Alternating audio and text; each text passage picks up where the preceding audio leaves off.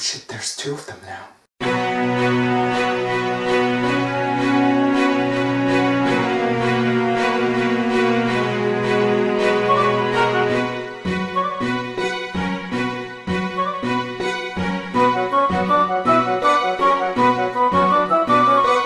So 2019 came to a close. Happy 2020s, everyone! This greeting is probably like 3 or 4 months late, but anyway, while 2019 once again wasn't the happiest year of all time for me personally, I'd say it was pretty killer in terms of video games. I mean, there definitely weren't as many 10 out of 10s flying around than the last few years, but there were even more 8s and 9s than that, which makes for a pretty good end result in my book. Now, if only we could make the Twitter contrarians understand that. But let's get down to business. I'm sure it's pretty obvious by now what kind of list this is, considering I do one of these pretty much every year, but basically I'm gonna tell you about all these great games I played last year, and you're going to enjoy it. And if you don't, well, you can click off the video whenever you want, so...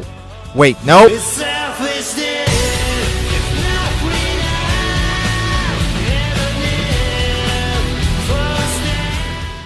Aren't you tired of being nice?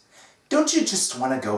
Out of all the games on this list, I think this game really might live up to its name the most. It really is an Untitled Goose game. Is this the meme hit of 2019? Probably, but there's an actually decent game behind it too, so let's talk about it. If it wasn't obvious enough, in this game you play as a horrible goose, and your main objective is to cause as much mayhem and chaos to these innocent villagers as humanly possible. Or goosely possible. The biggest part of this game's entertainment value is easily its charm. Seeing all the funny ways you can mess with the humans around you and all the things the goose has to do to progress is not only entertaining, but also, especially in the latter case, surprisingly cute. And yeah, depending on how quickly this joke gets old for you will probably affect your enjoyment, but personally, I found it all insanely charming and funny. Gameplay-wise, I was actually surprised just how clever some of the pranks and their executions were, and it almost felt like a full-blown puzzle game at times. Granted, it does get a little frustrating at times with how specific you need to be with some of the tasks with little margin for error, but I still enjoyed a majority of the tasks and completing them felt satisfying. The game is pretty short and a little lacking in content aside from the main adventure for a €20 game, but I'd say I'm satisfied with my purchase. I'm always up for some extra charming games, and like I said, Untitled Goose Game has that in spades. If you see this game on sale and have 10 to 15 bucks to spend, give it a shot and embrace your inner honkers.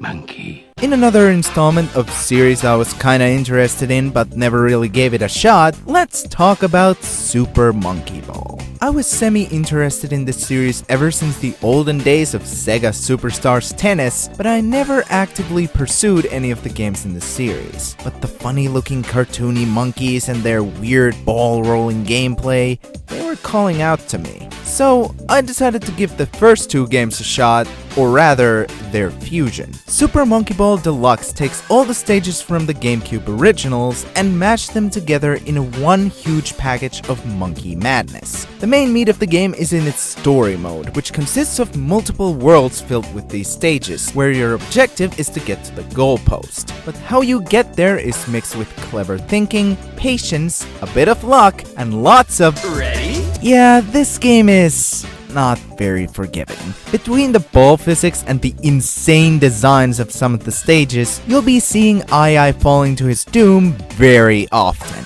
While it gets a little too much at points, and I wish there were more control options, most of the levels are designed with this control scheme in mind and feel mostly doable, and it always feels satisfying to get to the goal or find some out-of-the-box way of completing a stage. And even if one stage is too hard, with Deluxe having double the stages, you can choose your own challenge by picking the stages yourself to progress. But surprisingly, my favorite part of this game was the story. Not because it's a narrative masterpiece or anything, but simply because it's the perfect kind of story for a game where funny monkey go wee! The game never takes itself too seriously, and every cutscene had me smiling from ear to ear. It also helps that all the characters speak in this made-up monkey language, and I want Ai to narrate my life now. Add in a catchy soundtrack and some fun minigames, and you got yourself a big monkey classic in your hands. I'd recommend getting this game, but only if you have the original Xbox. The PS2 version is passable, but trust me, the 60 FPS ball rolling and the snappiness of it all make all the difference.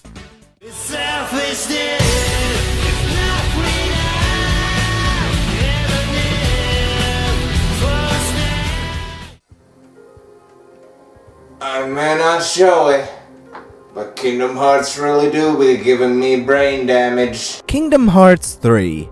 Whoo boy, what a ride this game has been. My feelings towards this game have been going up and down all throughout 2019, and the fandom response definitely didn't help matters. There was a time where I wasn't even sure how I exactly felt about it, but I think now I can safely stand by that Kingdom Hearts 3 is flawed, but still a pretty good game. Being the first KH game developed solely for the new gen hardware, aside from the Aquatech demo, KH3 is technically very impressive. The new look, courtesy of the Unreal Engine, makes the world and the characters much more detailed than any other previous installment, and the worlds you travel to actually feel lived in thanks to this wonderful invention known as NPCs. Speaking of the worlds, the game's Disney worlds are easily the best lineup in the series. Thanks to the new focus on exploration, every world feels more expansive than ever before, and it's nearly always a joy to explore every nook and cranny for all the goodies. Not to mention that some of the new worlds have been requested for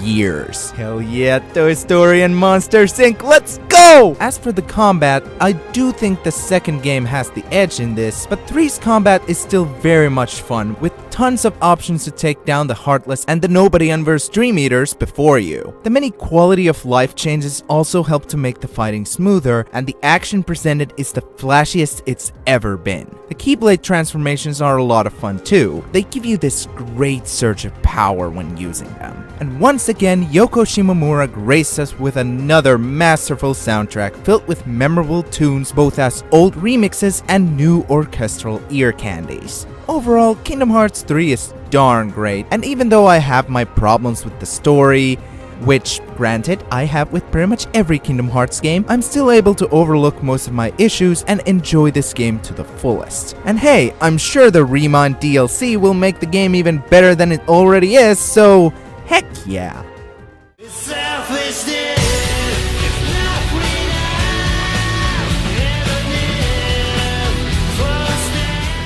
Speaking of games with a harsh and/or split fandom response, let's talk about Pokemon. 2019 sure was a great year to be a Pokemon fan, am I right? It's not like 70% of the fanbase was and still is acting like a group of entitled children. Putting all that aside, as a person who does not like to judge a game entirely on superficial things like trees, I actually played through Pokemon Swish, and they are definitely flawed games. But like with pretty much every generation before, there's still a lot to love about Gen 8. The new Pokemon the Galar region introduces, for one, are top-notch. So many new ones with cool ideas and even more regional variants than last time, and most importantly, cute and soft ones that I can pet. As for the adventure itself, while I'm not a huge fan of making nearly every route in the game really short and restrictive, it's balanced out by the sheer scope of the wild area. This is, at the moment, the closest we've gotten to open world Pokemon, and frankly, it's a lot of fun. Seeing the different landscapes and finding new Pokemon all over the place is breathtaking. And while I didn't get insanely into it, I can see how everything the wild area has to offer could easily grab you. I also really like the gyms in this game, as the battles are treated with much more scope than any previous generations. Each gym leader is extremely memorable because of this, and it's also where the new gameplay mechanic, the Dynamax, really gets its chance to shine. I also really like the variety of gym missions each gym has, making them all feel even more distinct. Add in some really cool quality of life improvements, a bopping soundtrack, and a ton of charming characters with a surprisingly lot of depth, and yeah, I still like Pokemon. Like I said, I have my issues with Swish as well, some of which really bother me, and maybe this game could have used more time in the oven. But I still enjoyed it immensely, and I can't wait to get my hands on whatever the 2 new DLCs bring to the table. I mean, they're adding Lycanroc and the other Kanto starters, so there's a good start.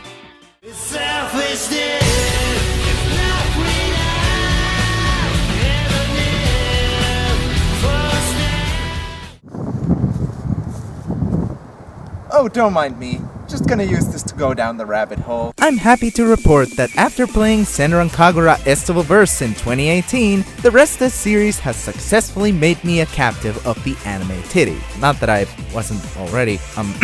Anyway, I gave the other 3 main Senran Kagura games a shot last year, and I ended up liking them all quite a bit. Well, actually, I can't really say much for Deep Crimson since I haven't finished it, but it's alright. Anyways, with an honorable mention going to Shinobi Versus, let's talk about the remake of the first game, Burst Renewal.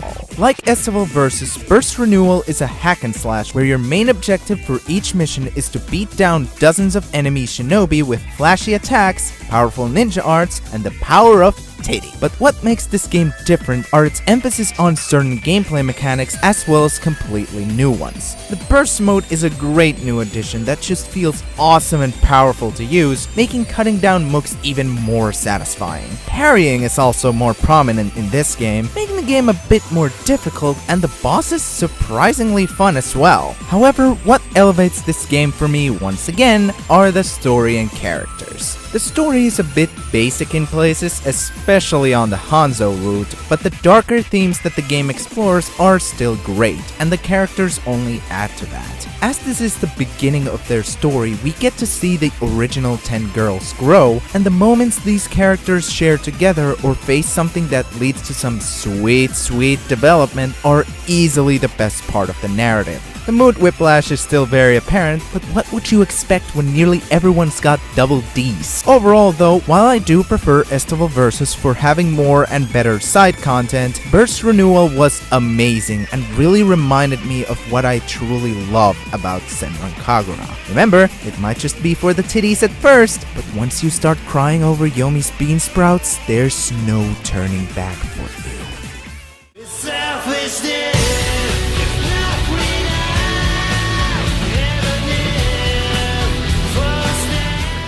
So visual novels are a thing that exist. Y'all probably know that I'm pretty big into series like Ace Attorney, Zero Escape, and Professor Layton, but those are pretty much the only experience I have with this genre. When it comes to the real visual novels like Steins Gate or When They Cry, my knowledge of them is pretty much null and void. But we all gotta start from somewhere, and I figure an indie bartending game might just do the trick. BA11 Hall A, or just Valhalla, is a game I've heard a lot of praise for in the past, and I decided to buy it off the eShop one day on a whim. And yeah, as a gameplay experience, it's pretty basic. You make love to the A button, scroll through some menus to make sure Jill here doesn't get distracted by funny jokes, and pour some drinks to get people drunk. The Switch version is pretty clunky in places too, and you can see the bartending controls were definitely built for a PC mouse. But as a visual novel, the narrative is really what matters with this game, and boy oh boy, this game sure has narrative. Valhalla doesn't really have a big cohesive storyline, and you could argue it's pretty uneventful in places, but what really makes this game special are its characters and the stories behind them. Each character is not only brimming with personality and charm, but also show a great amount of depth, especially the regulars. And Jill is an amazing lead for having great interactions with everyone who walks into the bar and being a deep and relatable character in her own right. Honestly, the biggest sin that the game commits is being fairly short, but mainly because I wanted to stay with these characters longer and learn more about them. Whether it's for the funny ha-has, the numerous interesting personalities, or the excellent LGBT representation the game has to offer, I think this game really has something for everybody. If you're into visual novels, I highly recommend you get this game. It's worth every minute spent mixing drinks and changing lives.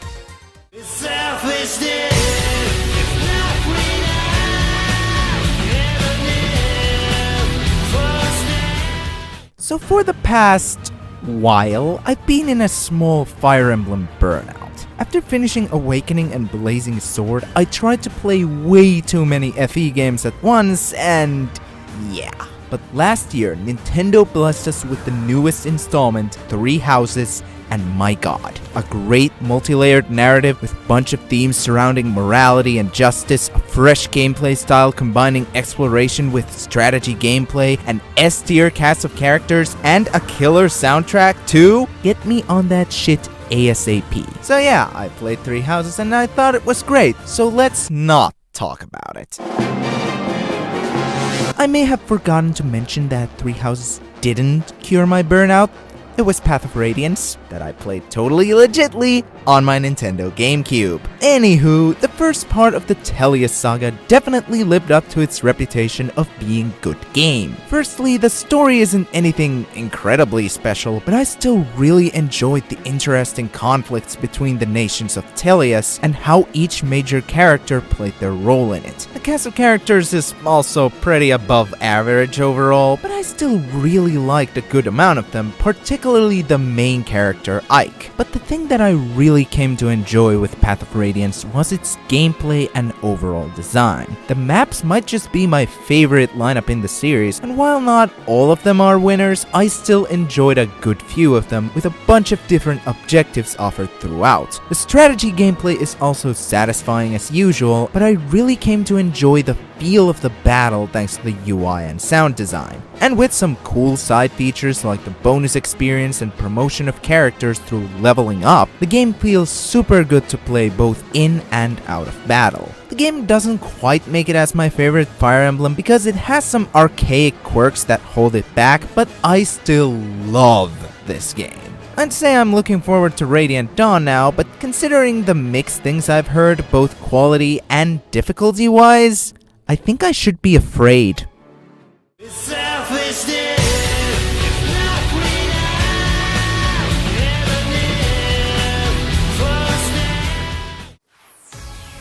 My favorite game genre are the decade-long hiatus sequels. I wouldn't really call myself a huge fan of Devil May Cry. I love both DMC 3 and 4, but I have a feeling I'll never touch the two first games. But even so, seeing the announcement of the long-awaited actual 5th installment at E3 2018 was very exciting, and I was riding the hype along with everyone else. Then the game came out and kinda just became the best DMC game in a heartbeat. As with any DMC game, the main star of the show is the combat, and this time you're given 3 playable characters to toy with. Nero is back, and his moves feel just as good or even better than in DMC 4, and the addition of the Devil Breakers gives him even more versatility. Dante is also banging with the best lineup of weapons in the series, and some new powers thrown into the mix as well. As for V, the new playable character, he's definitely a very different kind of character, with his pets doing most of the fighting, but it also serves as a great change of pace. And once you get the hang of him,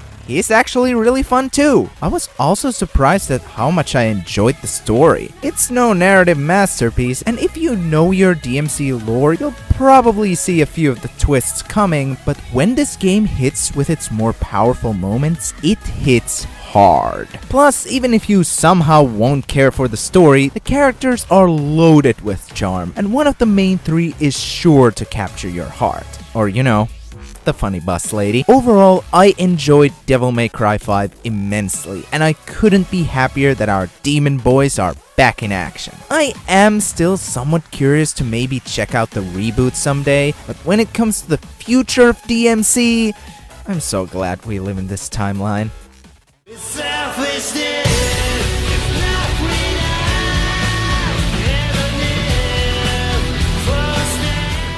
If I haven't made it clear enough during my time making videos, I'd like to inform you that I love murder mysteries. Mystery stories in general fascinate me, and I'm always up for a good whodunit. And when the director of one of my favorite visual novel series, who's also known for absolutely insane plot twists, is making a murder mystery game of his own, I'm already there. The Somnium Files is what I'd like to call the sleeper hit of 2019. Like, about 2 people might talk about it every now and then, but overall it's very obscure. And that's a huge shame because this game contains an S-tier story with some of the best writing and characters in any visual novel. The main character, Kaname Date, is an amazing protagonist. He's pretty sleazy and complains a lot, but his heart is in the right place and he's full of enigma. And when you've got other characters related to the case with their own mysteries and secrets, the narrative keeps pulling you in to search for answers. And it also helps that the cast's interactions with each other are amazing as well. They feel like actual people, and the dialogue knows perfectly how to walk the tightrope of comedic and serious. And this is especially apparent with Date and his AI partner Aiba. Speaking of which, let's talk about the gameplay. Most of the time you'll be reading dialogue and clicking at stuff to investigate and talk to people, but the main meat of the gameplay is in the Somniums, these dream puzzle segments where you take control of Aiba. These are usually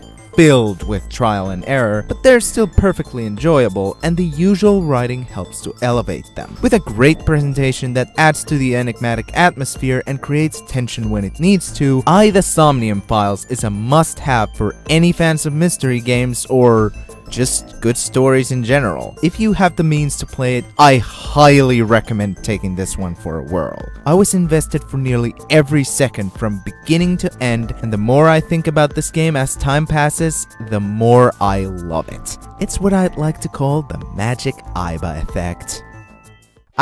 Here's a few other good games I played last year, but didn't just fit on the list. Luigi's Mansion, a very fun ghost hunting romp with a ton of personality, albeit a little short. Glad to have finally played this original as well though. The Great Ace Attorney, another great installment to the Ace Attorney series with a bunch of neat new ideas and gameplay mechanics, but the story is a little lackluster due to mostly being used as a build-up for the sequel. Azure Striker Gunvolt, a fun and challenging Mega Man clone with cool gameplay and story ideas. Unfortunately, the difficulty does get a little bit too much at times, and the story's concepts aren't really explored enough. Senran Kagura Shinobi Versus. Just like Estival Versus and Burst Renewal, this game is a fun Muso-style hack and slash with tons of fan service, and I'm all for it. The story though, while still good, does falter a bit in places, which is why I ended up preferring Burst Renewal. Fire Emblem Three Houses. Hey, I meant everything I said. Three Houses is an amazing game, but I just prefer Path of Radiance. This game can get a tad too overwhelming, and the map design is kinda so-and-so, but I still stand by that the story is interesting and multi-layered, the gameplay is satisfying, and the cast might just be the best in the series yet. Yakuza 4. I had so much fun with all the playable characters who were also great characters in their own right. And yeah, the story gets pretty ridiculous at points, but I still enjoyed nearly every minute of this package. Definitely one of my favorite Yakuzas so far. Skies of Arcadia Legends. Haven't played a ton of this one, and the battle system is pretty basic so far, but I like the characters a lot, and the pirate motif makes this one stand out a lot. The Legend of Heroes Trails in the Sky second chapter. I'd say I'm enjoying this a bit more than the first game, but I've only played through 2 chapters, so I don't really feel it qualifies for the list itself. Still, Estelle is a great protagonist, and the combat is simple but effective.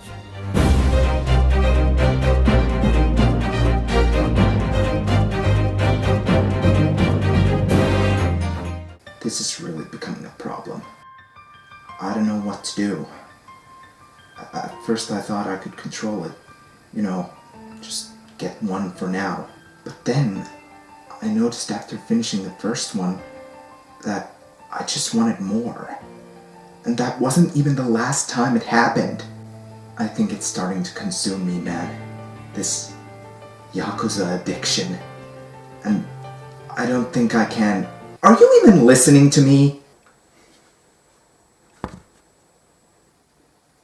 Ooh! So apparently, the key factor of making sleeper hits is starring a detective voiced by Greg Chun. It's no secret that I've fallen head over heels for the Yakuza series, and the new spin-off release last year, Judgment, is certainly no exception. It might be a rather odd choice for my game of the year, considering all the other high-profile games that have come out this year, but I don't give two fucks. At its core, the gameplay is pretty much the same as the main Yakuza series. You go around the city of Kamurocho, fight some thugs here and there, and get dragged into all kinds of wacky shenanigans through the game's humongous side content. While I do prefer the mainline combat more, Yagami's styles of fighting are still a lot of fun, and the new gameplay mechanics really set him apart from the other playable characters we've had in the series. However, the story is what makes this game truly special. A disgraced lawyer caught in a case of Yakuza serial killings that turns into a much bigger conspiracy than anyone could have expected. Full of exciting twists and moments packed with emotion and superb storytelling, Judgment's central themes of truth, justice, and finding your calling really hit home with the narrative. And while some of the characters unfortunately feel a bit undercooked by the end, most of the main ones, Yagami especially, do get their proper development and or time in the spotlight. Add in a solid presentation with buckets of eye and ear candy, along with one of the best English dubs for a Japanese game, and I'm more than content in calling Judgment my favorite game of 2019. And y'all slept on it. I guess that's par for the course at this point. I'm finished up, and I have no shame in admitting that I am Yakuza trash. But it's okay, because there are worse things I could be trash for, like anime. Oh, fucking hell. I wanna be a hero. Pokemon. Hello everyone, I hope you enjoyed this little look back to the end of the last decade, which was admittedly late, again, but thank you for watching anyways. I've been kinda swamped with university schoolwork in the beginning of the year, which has affected video production, and also with March bringing in the, well, I'm pretty sure you know what. I'll try to get better about balancing everything as the year goes on, but procrastination is unfortunately also a thing that exists, so... Also, I kinda want to do a video on my favorite games of the last decade, but I think it's a little too late for that. Maybe I'll just go nuts one day and just do it in December or something.